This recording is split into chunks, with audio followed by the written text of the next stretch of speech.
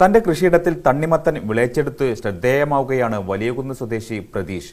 മധുരമൂർന്ന തണ്ണിമത്തന് ആവശ്യക്കാർ ഏറിയതോടെ വിൽപ്പന വ്യാപാരികൾ ഏറ്റെടുത്തു.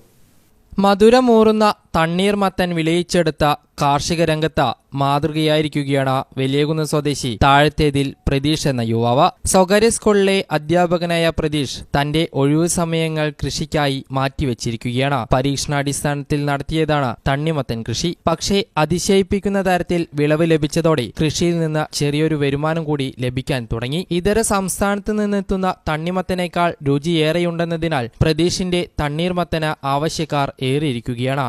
അപ്പോൾ ഞാനിവിടെ ഓപ്പൺ പ്രിസിഷൻ ഫാമിംഗ് ആണ് ഞാനിവിടെ ഫോളോ ചെയ്യുന്നത്. അതുകൊണ്ട് തന്നെ വെള്ളം കുറവ് മതി. അതേപോലെ തന്നെ ഇവിടെ നിങ്ങൾക്ക് കാണാം മൾച്ചിങ് ഷീറ്റുകൾ ഇട്ടത് കാണാം.